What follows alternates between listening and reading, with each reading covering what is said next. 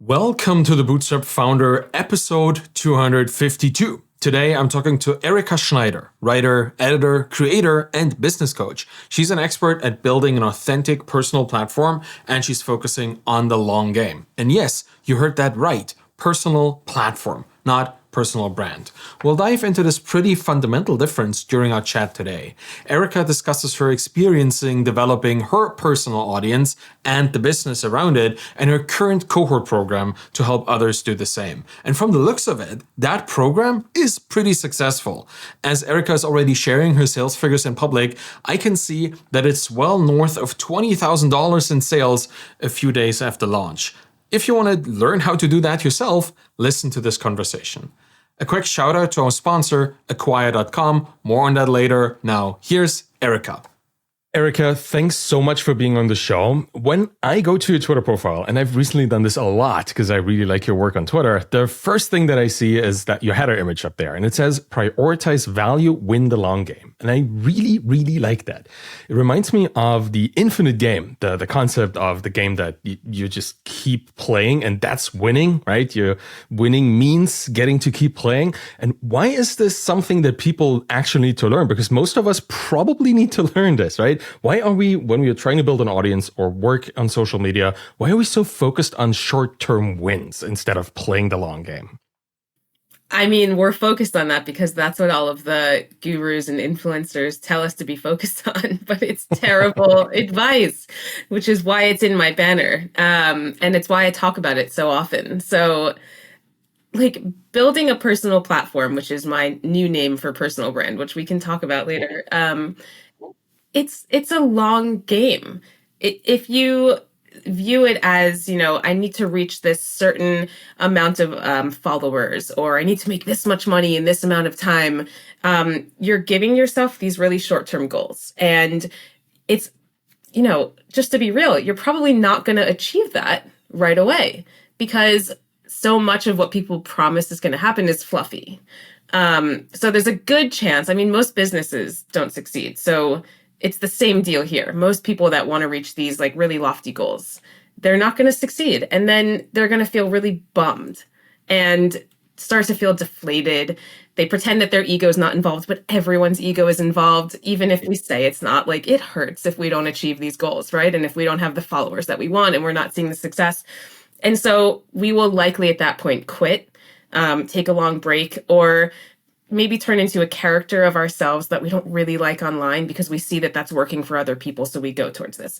And if you lead with the long game in mind, it takes all that pressure off. Like you don't have to try to reach some certain, vanity metric. You don't have to do some short-term hacky goal. Like you're in this for the long game. And especially if you have a business that you have built or you're building in public, then you're obviously, you want that to last.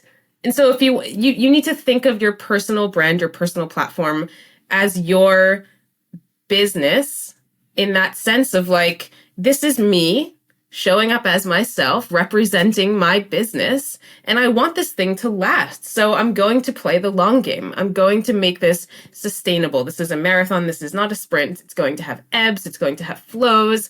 I'm going to show up every day here. Maybe then I'll have like a life event happen and I won't show up all the time. And that's okay because I'm in it for the long game. So that's why it's so important. Yeah, authenticity, right? That's at the core of all this. It feels hard, honestly, like being surrounded by so many like these glowing examples of success. And that's the thing that the algorithm on whatever platform you're on really pushes towards you. It stays hard to stay kind of accountable to your own authenticity, right?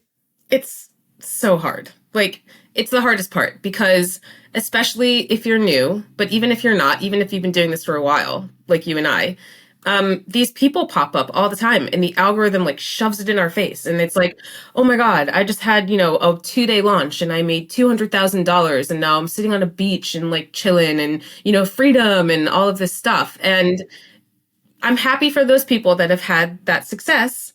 But again, not everybody needs to do that.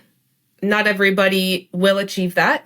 And that is not the only way to be quote unquote successful online. A lot of the people that I work with have success in the background, and they're making like a shitload of money at their business.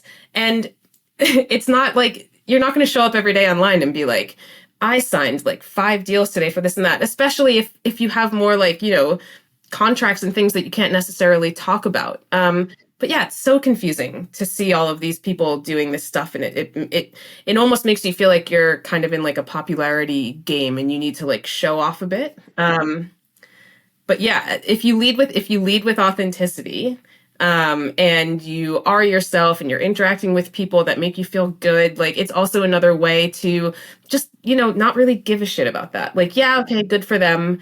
But, they're doing that and I'm doing me. If that's you, like, cool, then you should go for that. And you can achieve that online. Like, I'm not trying to say you can't, but if that's not you, like staying true to yourself is the best way to sort of sense check that and be like, would I feel happy if that was me? Would I feel happy if I was acting like that? If the answer is no, then you probably shouldn't act like that. Well, maybe that's a good topic to talk about, because I feel I struggle with this too, particularly having a sizable audience. And I think we both are kind of in the same echelon there, right? We both have like tens, dozens of thousands of followers. Like being authentic, sometimes like I just spiral. It's like, well, is this what I'm doing authentic now that I'm thinking about it as an active act to do on social media, right? Like, is it just me doing the thing, or am I talking about the thing as this kind of performative act? How do we like determine even if something that we share is an authentic part of ourselves, or is that even possible? What do you think? Yeah, it's so confusing. So I try to approach social media as the same way that I approach relationships in the real world. I'm not going to meet somebody at a party for the first time and just like ramble at them with like a diary of what I did that day. You know what I mean? Like, yeah, that's right. So I feel like people confuse, like when people like me or anyone says be authentic, they're like, okay, like I had a really good cry last night, I should probably just tell everyone about that. It's like, well, okay. I mean, if you would tell that to a person you just met and you're comfortable with that, then by all means. But it's basically just relationship building at scale. So however you're authentic in your relationships in the real world, you should be that way online as well. And again, like it takes time. I wasn't as quote unquote authentic when I first started as I am now, because it's like getting to know people. You have to have the conversations. There's a lot of talking, there's a lot of listening, and you're teaching people like, why the hell should you care about what I'm going to say? Like, this is who I am. You kind of like putting your name tag on, and then you add layers to the name tag as you're there and as people get to know you. The hard part is that when you're constantly getting more followers, you sort of have to like reintroduce yourself every once in a while. So that's why it's so important to have this like diversity in your content. Like you always need to lead with how am I helping? Who am I? Like, why am I worth following? And then, when you turn followers into fans, you can sort of share more things. Nobody would have cared when I first started that I have 9-month-old twins and it's like really fucking hard. But now that people know that about me and I say something, like my wife got sick last week and I'm having a hard week, working and also doing childcare. Over 100 people liked that post because they know me and they give a shit. Like no one's going to care about that at first. So authenticity is a journey, and it's layers, and think of it as more like how you would talk to people in real life and not just like public journaling. I think the party example you gave is a perfect like just a way to look at this, like a little mental framework. I use this a lot when people ask me about engagement, like how should I engage on Twitter or social media in general. It's the example that I tend to give. It's like, well, if you go to a party, do you just walk into the center of the room and start yelling at everybody there about the thing that you're interested in? Well, no, right? You go to a group of people that are chatting about something you care about, you stand there, you listen, and then at some point you engage. It feels like the party, like the concept of the real human party, can be pretty much applied to most social interactions on social media. But that's the thing. Like you just said something about relatability, right? You want to give people something they can relate to. Mm-hmm. And you kind of have to learn which parts of your journey are relatable. Yeah. I very much experienced the same thing. I was not as authentic in the beginning as I am now. I think I went from person to persona and back to person. That is my journey. And I kind of feel most people go through that. Did you go through that too? Probably, yes. So the reason why I hesitate is that I've actually lost part of my memory after having these babies. Like Oh, I wow. can't, like the past 9 months are a bit of a blur. So I started, just to give context to that, I started this audience building thing 1.5 years ago. And so smack in the middle of where I started to where we are now, I had kids. And so that has just like totally shifted like who I am and how I talk about things. I think when I started, I was definitely a bit of a persona. Like I was the writing head of content person. This is me. Like I train writers. No one knows how to do this. Like I know how to do it better and like all that stuff. So that was the persona. And then I actually had something happened to me that changed a lot in my point of view. So I actually got very seriously trolled from a LinkedIn post. I posted it was one of the first times that I got a bit more authentic, I guess. And I was going on vacation. My wife's family lives in Greece. And so I was trying to tell people, hey, I'm actually not going to be posting for a week.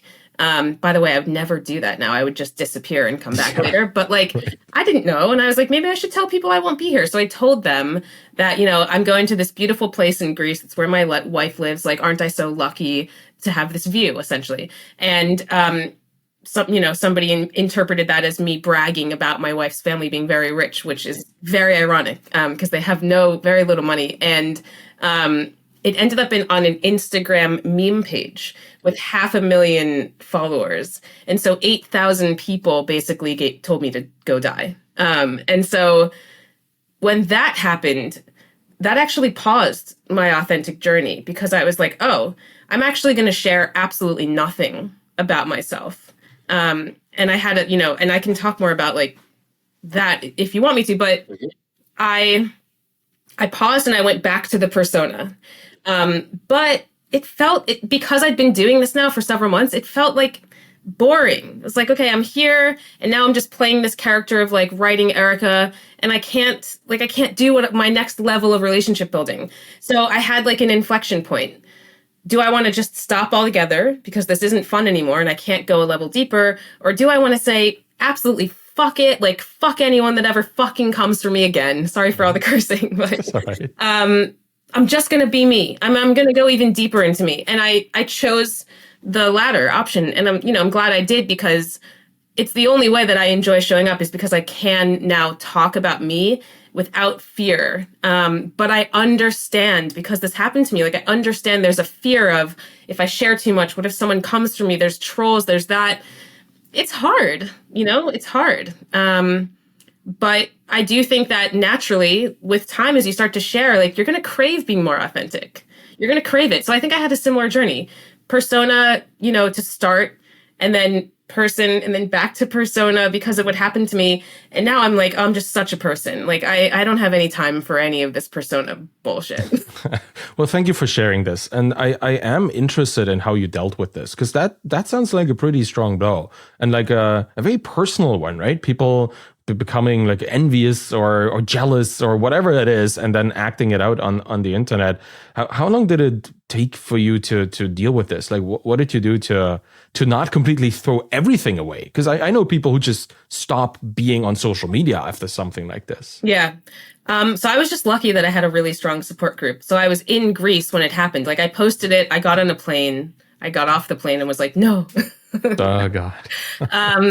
And my in-laws were just like amazing. It was a very small island, so it was very easy to just like turn everything off, like go to the beach. But I cried a lot, like a lot. And I was like, this is horrible. I deleted the post. I made sure that everything was locked, so nobody could like find any of my personal information on LinkedIn. I locked my Twitter account.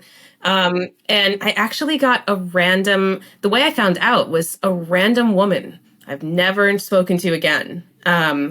She saw the post in the meme group and she messaged me on LinkedIn and she said, hey, by the way, you are now the subject of these people's hate.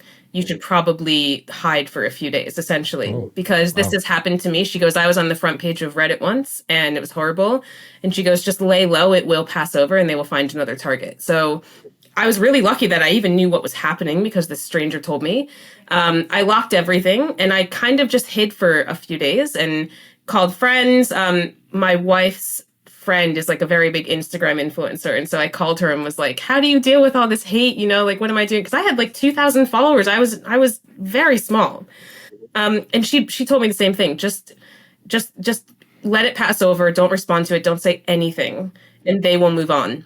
And that's what I did. And then about a week later, I came back and, just went back to writing tips and things like that. But yeah, I cried a lot. I called friends, and I didn't give any air to it though, which is what I would recommend. Yeah, that's a good recommendation, and I'm glad you had those people around you. Yeah, Like in, so in important. many ways, the people around us are the people that make us happen Yeah. or allow us to happen. So I'm Yeah.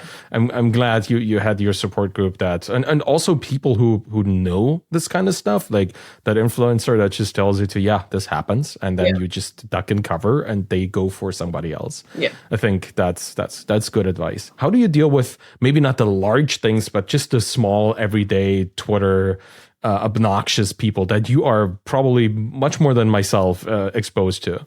Like, Well, I get them too, but probably by far not as vitriolic or stupid as you do. I would assume. I don't know. How do you deal with those people? Well, now it depends on my mood, honestly. Like most of the time I just ignore them and don't give any air to the comments. But if I'm in a sassy mood, like I'll just respond and with the same energy that they brought to me. Yeah. And we'll go back and forth for a bit and eventually they go away. But I think someone didn't like my LinkedIn post once. They said that it was too long and it should have been shorter to get some information. So I was in a sassy mood and I wrote back, hey, you have two options. Option one, you can read the post, feel the way that you're feeling and move on and just not comment. Or option two, you can choose not to read the post if you don't like it. And again, move on and not comment. Like, pick your choice, essentially. And it wasn't like you're the worst. And I like, why this? Like you have to leave emotions off the table. Like it is just people. No, it's never personal. It's always about them. It's not about you. And so you have to just realize like, this is not about you. So you have to I just laugh it off now. Like nothing bothers me anymore. Yeah. So, well, yeah. With experience, right, comes the thick skin in that regard. Do you think it's worth it? Like that's what I wonder. Like, do you think it's worth it building an audience if this is the stuff that you sometimes have to deal with? Of course. Absolutely. Of course. The opportunities are quite literally endless. Like everything good in life is hard. Like you can't shy away from hard things. This is what I hope to teach my kids. This is how I approach life. Like things are hard, but if you want to, get to that next level, you have to tap into things that are uncomfortable. And usually when we are at the edge of our comfort zone, we're about to have a breakthrough. So if you're uncomfortable online, it probably means you should be there. Obviously, prioritize your mental health. Don't try not to burn out. There's ways you can do that, but of course it's worth it. Before I built an audience online, I was a very good content writer and editor, and like two people knew that. Now when I started building an audience, everyone that is an industry peer now knows who I am. I started getting invited to speaking gigs, podcasts. Some really big companies tried to poach me, which was exciting and fun. All these opportunities started to come my way. And then I was like, maybe I should launch a side business. It won't take that much time. I have this knowledge. It seems like people want it. So I've made money. I'm building my own business. Like it's insane. The people I've met, my business partner, I met her online. I've got actual friends that I've met in real life. Now it's like, what? It's insane. And I literally never thought that was possible before I started. And when I started, I didn't know how that was possible. It just comes. Yeah, That's the thing, right? Like you don't know that is even an option. Like that's my experience too. I started building my audience because I wanted to write and I wanted people to read it, and I knew that there were really cool people that I was already following, but they didn't know me. I knew them, and and conferences I sometimes met people and all that kind of stuff. And over time, I figured out, oh wow, there's more to this. It's not just hanging out and chatting with people. This is actually a generator for ideas, for opportunities, for partnerships, for money, like for many different things. Yeah. Nobody tells you that really, like at least not as specifically as you should be told. Okay, so one thing that I really like about your work is your focus on writing and editing. I think you just mentioned this too, like with the content writing and all that stuff. Yeah. And audience building and writing to me are almost the same thing. That is my personal opinion. I don't think you can build an audience without writing. And I don't mean like writing long form, whatever, writing books or something, but writing well phrased prose is an integral part of audience building. Yeah. So, and I guess this is the point where we start going into the self-limiting beliefs for people, because many people want to build an audience, but people don't think they can write. How do we overcome this perception? Because that's how I kind of started for, I guess, the first 35 years of my life. I didn't consider myself to be capable of writing, neither in my native language of German, nor in English, the language that I learned at some later point, mostly by playing World of Warcraft, but that's a different story. I never considered myself to be a potentially capable writer. I was a great software developer, which is also writing, but for machines, but I only later understood that. And never thought I could write. How could I, a couple years ago, have had a much easier time getting into writing as a means to build an audience? Yeah.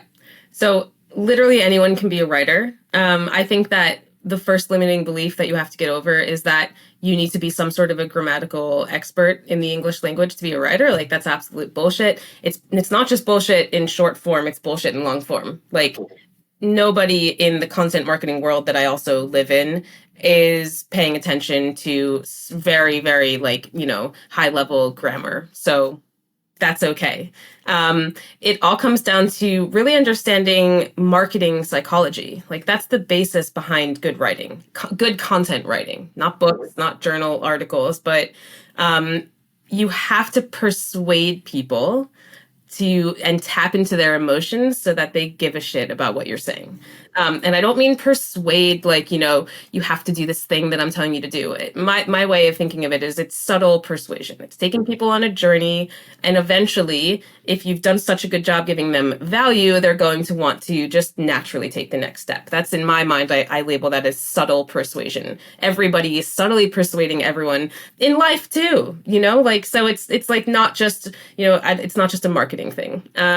So it's very simple. You just have to understand the principles behind what makes good writing. So when I explain what makes a good hook, for example, it's very simple principles. You have to tap into people's emotions, right? You have to intrigue them. You have to, pay attention to small things like getting specific, and you have to make sure that you're leaving some sort of a cliffhanger so that they click more. It's all principles. Once you grasp that it's this principle thing, then you can get more into the, mechanics of how to actually do that. Write in active over passive voice, use the simple present tense, cut redundancy and fluff. Don't use adverbs if you don't need to. Swap the verb to be for power words. Like, there's these checklists that if that means nothing to you, fine. You'll learn it over time. Like, that will come.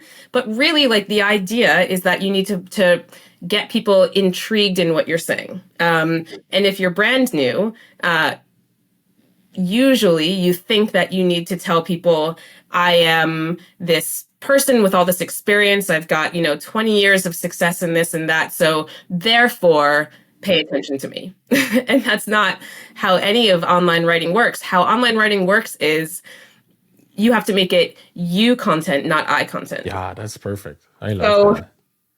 I have spent 20 years doing this thing. Here is my process to help you achieve very specific thing, right? So credibility, but it's about you. Like, not me, you. But my credibility is worth paying attention to, but it's about you.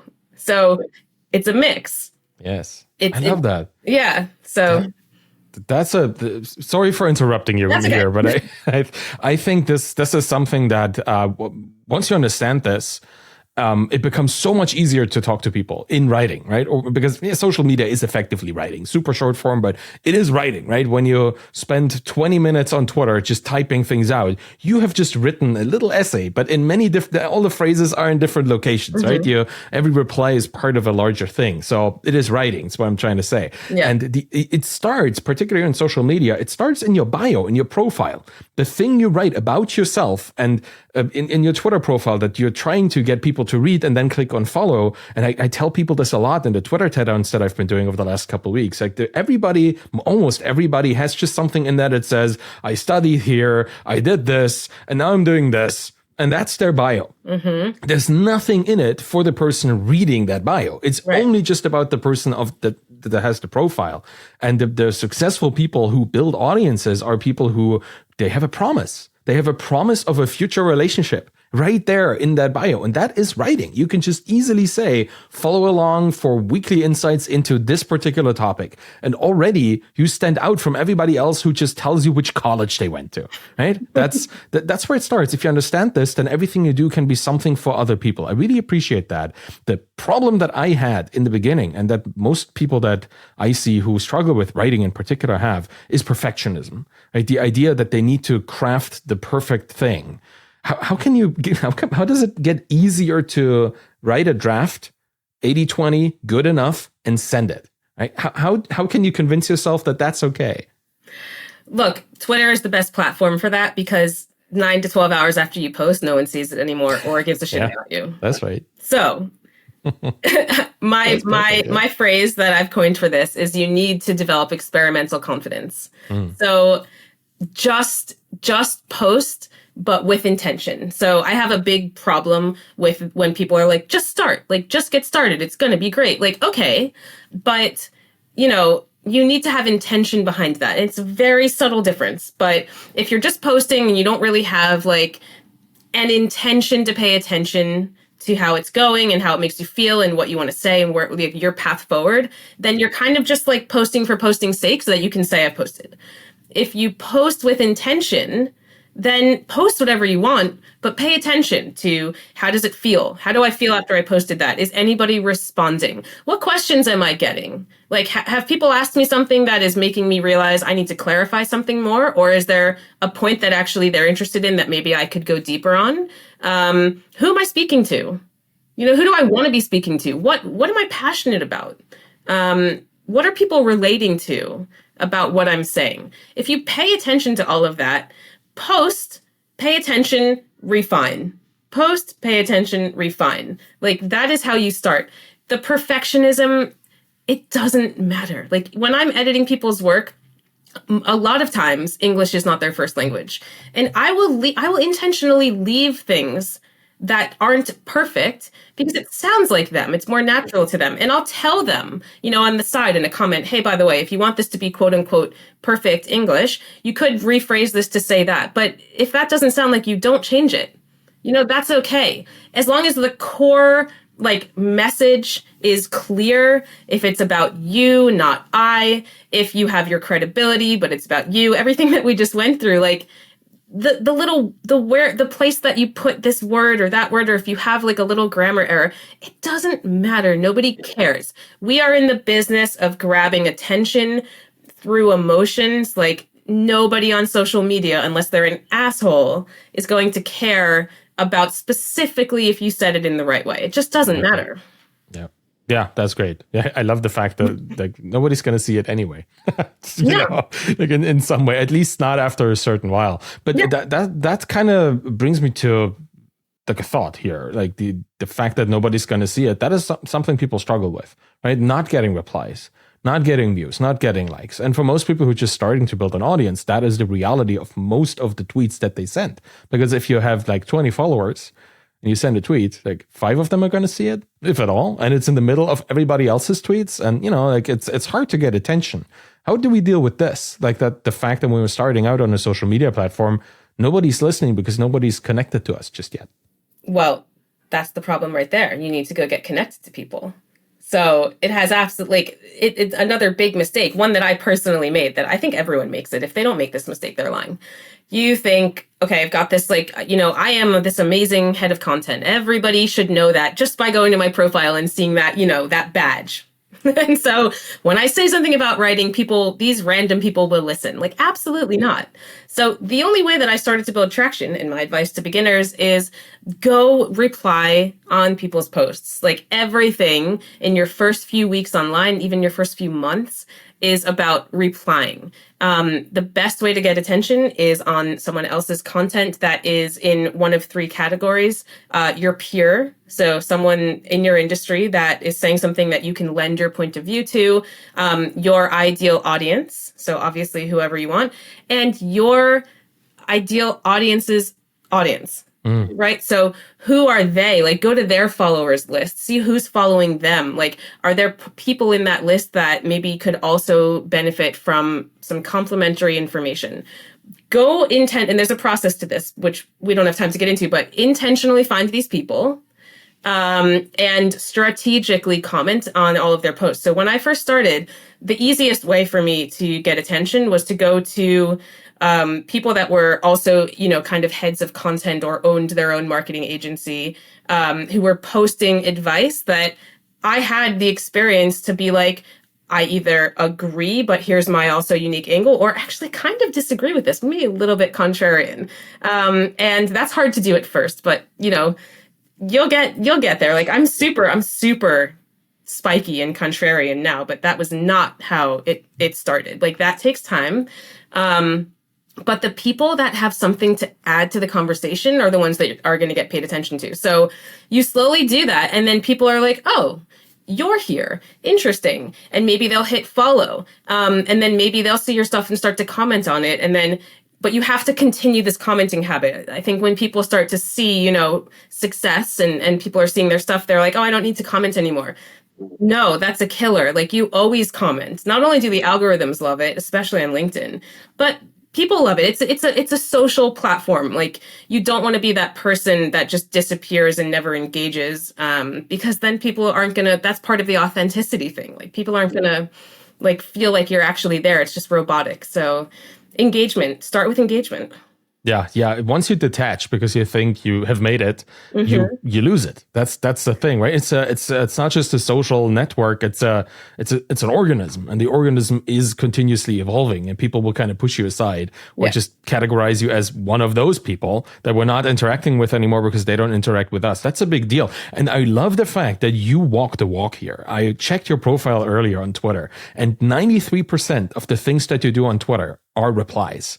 Like, which is really good. Like, whenever I see people somewhere north of 75%, it's already quite active in terms of replying. But you, like 93, almost 94, that is substantial. It's really nice to see that you still do this almost at 50,000 followers. You still hang out, you chat with people, you do give your opinions, contrarian or not. But I love the fact that you'd still do this. And I think that also explains why you are successful and why you are capable of telling people how to do it, because you've understood the concept of this being a kind of that's the long game, right? The long game is to have really nice relationships with people. Exactly. And for that, you need to engage with them. I'm really happy you're doing this. I love engaging with people because if people take the time to comment, even if they're playing, sometimes you can tell they're playing the reply game, or they have an AI generated reply, but fine. Yes. We're all doing this, we all know how this works. I love replying back because a lot of times when you're someone that has the experience that you and I have, like, people, if they're taking the time to say thank you, like, it means you really helped them. Or if they have a question, it means that, like, it'll take you 2 seconds to help them even more. Yes. So it's really not that hard. It doesn't take that long, and it's so important. So yeah, and it forges a bond, right? That's the thing with the question. If somebody asks you something as a follow-up to your thing, that's one of the most wonderful experiences you can have on Twitter, is to have an actual conversation, not just an exchange of pleasantries, not just liking somebody's baby pictures or the vacation that they're on right now, which is also nice. It forges a different kind of relationship, right? But the one where you shared something, a thought of yours that they had never thought about, and have a follow-up question, and you make their day. You give them something new. You put something in their mind. Right. So what a powerful move that is. And you get to have a conversation. I love this about social media, which is why that is also why I'm so active on Twitter. It's just every day is this opportunity for just literally physically changing your mind, right? Isn't that awesome? It's amazing. I mean, right before we hopped on this, I posted something about editing and my personal process. And the second that we're done with this call, like I can't wait to go see what people are saying, because so much of the advice on social media about editing is just absolutely horrible. Like it goes as far as like just read it the next day and you'll be fine, and that's not good enough. Let's dive into this, please. Help me, because I'm not a good editor for my own work either. So I could probably benefit a lot from this. Yeah, you'll like the post. It's a good one. I'm really excited to go engage with people because I'm sure that there's follow-up questions and I'm excited to answer them. And that is another thing. Like you have to find things that you're actually excited about in order to play the long game, because I can't wait to get back online and talk to people about this. And like, if I posted something that I don't care about, or I'm playing a character of myself, I'm not going to give a shit. I'm not going to want to talk to people about it. So, and then you just kind of like fizzle. And again, like people see you as this robotic person that you're just kind of bringing people like to buy a product to make money. Like I actually care about this stuff. And so if you can find that, then that's how you play the long game. You'll always want to talk about it. So is that the antidote to the performative nature of the reply game, is just to care? Well, yeah, caring goes a big way. Yeah. Yeah, I guess. It does. I mean, it goes a really big way. That's absolutely. Like if I didn't care, like the first thing I do most of my work day, I guess, after the puppy is wonked and all these little things that I need to do, is to go to Twitter and see what happened. Because because it's an ongoing conversation too. Like a thing I said a couple of weeks ago, people reply to that still. And it's kind of this narrative that just keeps unraveling, which is really cool. And thinking about narratives, I guess, with you talking a lot about editing, talking a lot about writing, and now the personal platform, which is a concept that I really like as the kind of opposed to the personal brand.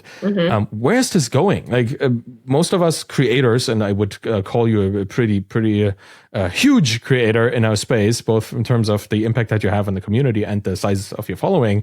They have this kind of vision of what's next, and we work towards that. What is that for you? My vision is to help people authentically show up online in a way that helps them grow their business. So I want to help people do what I'm doing, but that are a few steps behind me. And I don't mean that in experience. Like I want to help people.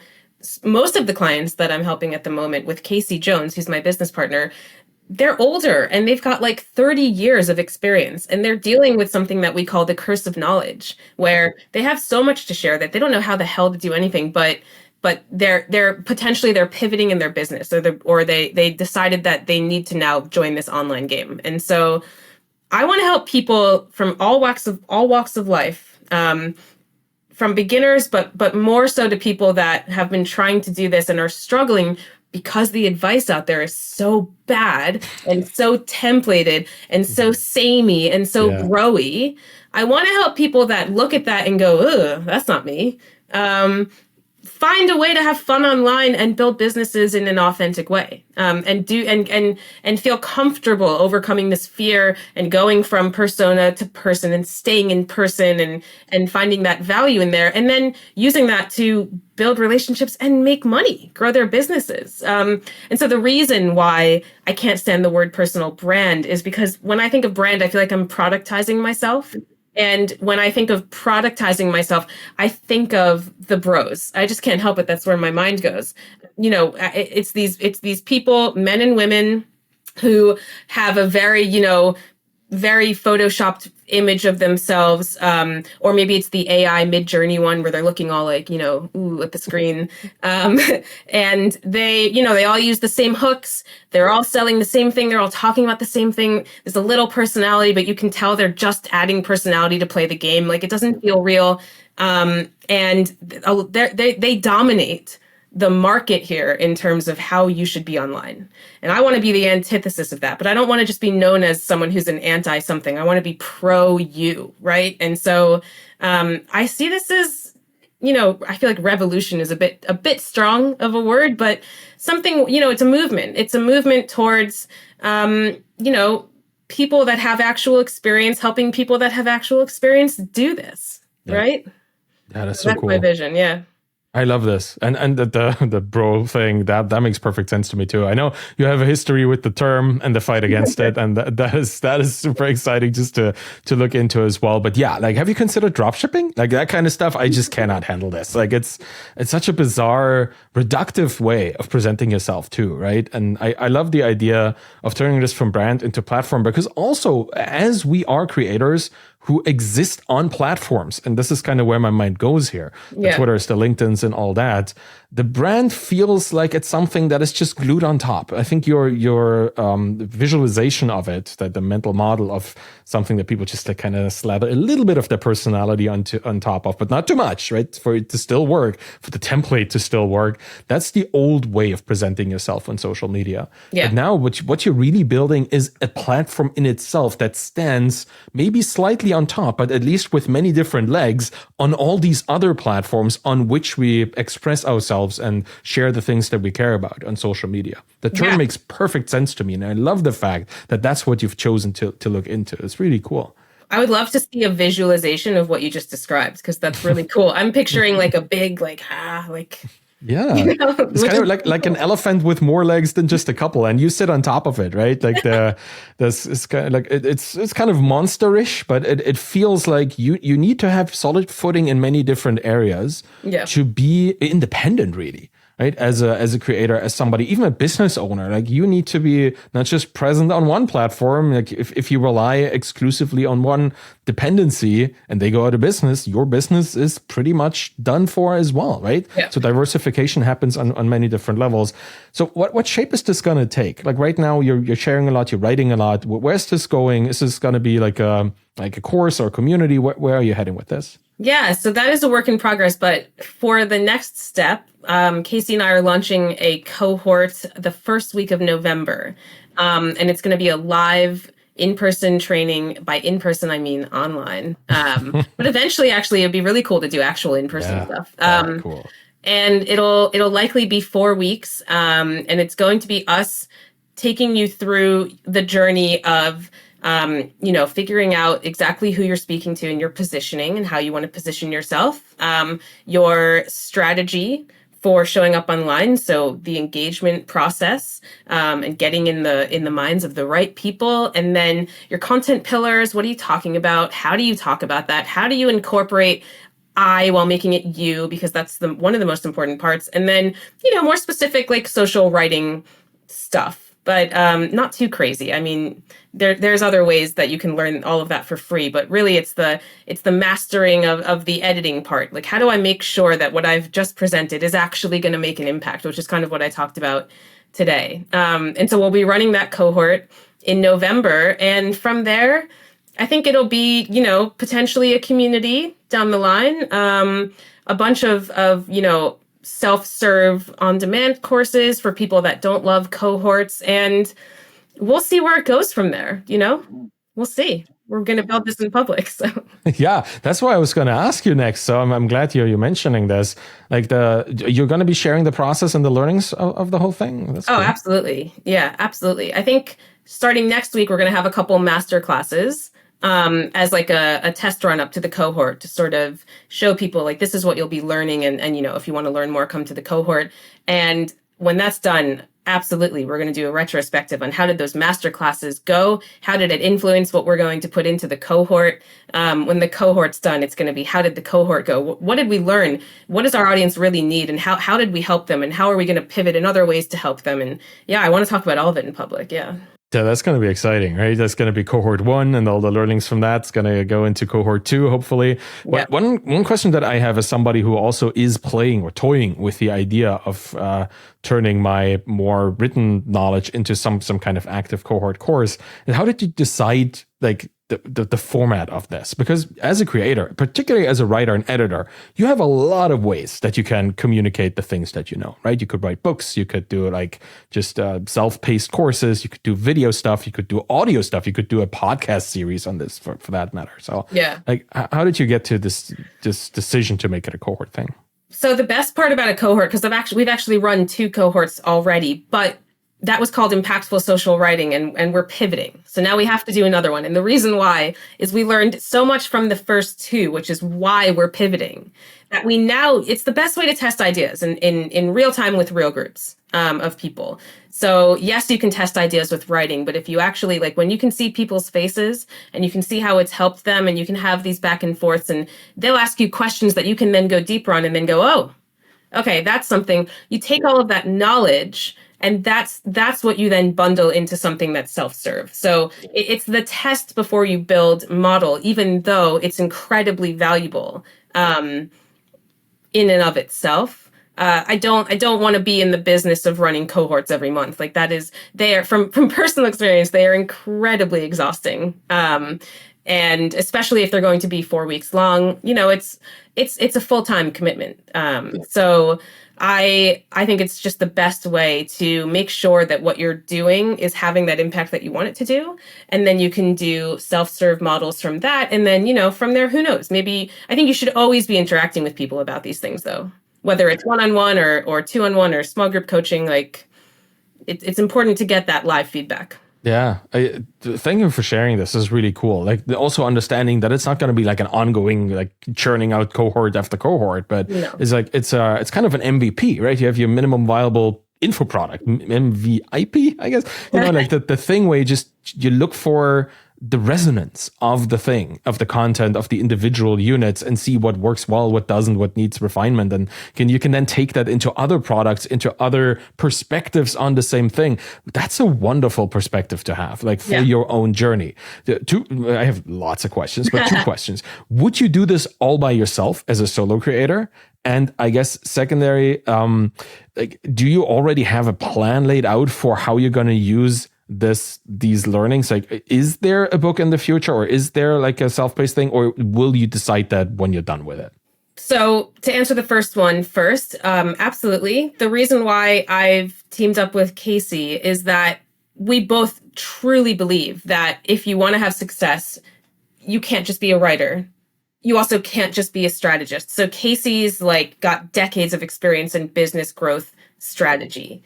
And she is an absolute genius when it comes to figuring out, who you are, how you want to show up online, and all of these things. And so I always tell people that come to me for writing advice, like, do you know who you're talking to and why you're talking to them and all of that stuff? Because anything I'm about to teach you, it'll be valuable, but if you're applying it in the wrong place, it's not going to really matter. So it's the same thing in content marketing. When you're planning a blog, you can have the best written piece on something totally unrelated to what's going to actually drive business to you. It's not going to matter. So yes, I can absolutely do solo things, and I plan to do solo things on just the writing side. But it would have to be very obvious as a prerequisite. Know these things about yourself, and then come to me. If you don't know these things, then come to us.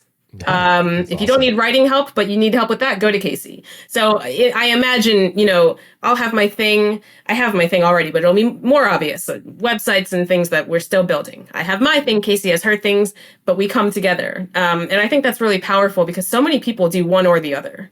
And in order to have a really well-rounded personal platform, you need it all. So that makes perfect sense. It's kind of why people run well with co-founders that kind of augment their skills. Like, Casey is your co-founder, right? That's pretty much what that is. Yes. It's just not a software as a service business like many people in my audience, like indie hackers, understand it to be. But it's an info product. It's an educational business, right? You're effectively a school, which is really cool. I have one big contrarian question at this point, because I think you might like that approach. Can you skip learning how to write if you want to build an audience? Like, do you need to learn how to write, or is that optional if you want to go into the game of audience building? Oh, you need to know how to write. Of course. You need to know how to write, unless you're never planning on writing anything and you're only doing podcasts, for example. But you still need to understand the basics of how to move people from A to B. That's writing. So scripts for things, or the thought processes or mental models of conversations. That is essentially writing. You have to understand the principles behind writing, which is cohesion, coherence, a structure that makes sense, how to tell a story, how to center the reader, all these things. I think your question is based in questions I get a lot, which is who gives a shit about sentence structure and all of these specific. I think when people think of writing, they think of like English teachers that are obsessed over like little things with red pens. My whole purpose of showing up online and talking about writing every day is the mechanics. Like, yeah, sure, like learn them if you really actually want to go be an editor, but otherwise, like, learn the principles. Like, the principles behind writing are writing just as much as copy editing is writing. And when it comes to editing, like, I spend most of my time making changes, literally saying like, why does this matter? What do you mean by this? Like, how do you help the reader here? Much less suggested edits in order to make it sound better. That's later. Yeah, like writing is thinking, right? You have to learn how to think and how to convincingly structure arguments so that other people feel compelled to believe them and want to know more, right? That's what writing is. I love that. Thanks for making a case for writing. Like, as somebody who had to work his own way into writing, I feel this is what made it click for me.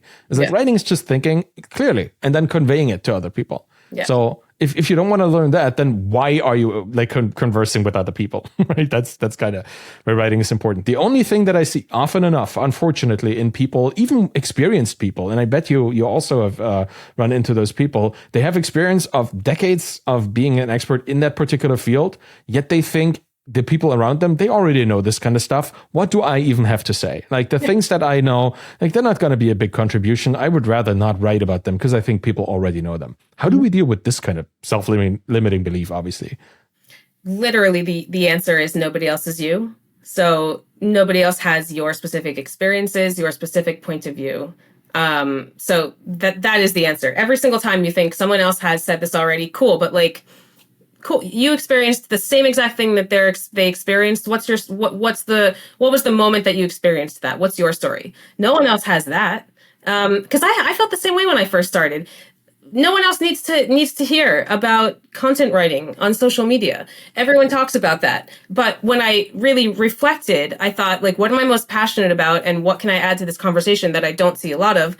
Editing, right? Like, no one talks about editing. But also, even little things, like everyone loves to say, write the hook first or write the introduction first. If I actually think it's better to not do that, that is an angle to the conversation. That is saying something else, and if I completely agree, then I could say, yeah, actually, I do agree. Here's my specific process for doing it. That might be different than someone else's. That could help someone. So no one else is you. Like, everyone has said everything. Everyone knows everything, but like, no one else is you. So you deserve to show up, and please show up. Yeah, it's like the hero's journey, the monomyth, right? The idea that every story is effectively the same story. Like, Harry Potter is Star Wars, it's the exact same thing. Like, Orphan finds Jedi Master Wizard to help them through their life. That's just the same story in different clothes, but we have a completely different access to that story because of the unique coloring of that story. And you're 100% right. Your lived reality, or my lived reality, gives rise to things that other people would never experience because just, randomness of life, you see things that others don't, and that is worth sharing. And I'm really glad you're encouraging people to do this, because I think everybody should write, everybody should share. Building in public is a big thing that I stand for, because I feel for founders, for creatives, this is the way to make people aware of what you do and get the success in doing it by having people, contribute their energy, their investing their time and reputation and money and friendship and partnership and that stuff into you and your platform. Not going to call it brand anymore. I really like your phrase. Thanks for helping people finding their way to that. If people want to find their way to you and your expertise in all these subjects, where should they go? Yeah, so on Twitter, it's at Erica's my name. So ERICAS, my name. On LinkedIn, it's Erica Schneider. But really, there's just a big push right now to get everyone to the Power Your Platform newsletter. So it's in both of my bios that I just mentioned. So we would love if you join the newsletter, because we're just giving like tons of really good, valuable information away in the newsletter. So Generally, a good move for any creator is to have people become part of their own platform, which the newsletter very much is. So I highly recommend subscribing to this newsletter. And then if you are a creator listening to this, thinking about how you can have your own newsletter as well to get people into your own platform. Thank you so much, Erica, for joining me today and sharing all these wonderful insights into building audiences and writing and editing. That was really, really wonderful. Thank you. Yeah. Thanks so much for having me. Pleasure. And that's it for today. For most entrepreneurs, info products and services like the ones we talked about are stair-stepping milestones, as Rob Walling would say. Many of us want to end up building SaaS businesses, and getting there and running them is a whole other ballgame. Let me talk a bit about our sponsor today, Acquire.com. Imagine this. You're a founder who's put all this energy into building a business, took years to get there, and you built a really solid SaaS product. You acquired customers, and everything is generating consistent monthly revenue. The problem is, you reached a ceiling, you're not growing. And for whatever reason, you don't really know. Is it lack of focus or lack of skill or just plain lack of interest? You just know you feel stuck. What should you do? Well, the story that I would like to hear is that you buckled down and reignited the fire in you, the entrepreneurial fire. You got past yourself, the cliches and all that, worked on the business rather than just in the business, and you start building this audience you always wanted to build, move out of your comfort zone, do sales and marketing, the stuff we really don't want to do as technical founders, and 6 months down the road, you've tripled your revenue. Reality? Unfortunately, is not that simple. The situation is different for every founder who's at this point, but too many times, the story ends up being one of inaction and stagnation because you don't know what to do, and then the business becomes less and less valuable and ultimately worthless. So if you find yourself here, or your story is likely headed down a similar road, I can offer you a third option. Consider selling your business on Acquire.com, because capitalizing on the value of your time today is a pretty smart move. And Acquire.com is free to list. They've helped hundreds of founders already. Go to try.acquire.com/Arvid and just see for yourself if this is the right option for you today. You don't have to sell, but you can, and Acquire is going to help you with that. Thank you for listening to The Bootstrap Founder today. You can find me on Twitter at AvidKahl, ARVIDKAHL. Please say hi, and you'll find my books and my Twitter course there too. If you want to support me in the show, please subscribe to my YouTube channel. That would really help. Get the podcast in your player of choice. That would really help. And leave a rating and a review. That would really, really help by going to ratethispodcast.com/founder. Any of this will help the show. And you don't have to do it. It's not obligatory, right? So thank you very much for listening and have a wonderful day. Bye-bye.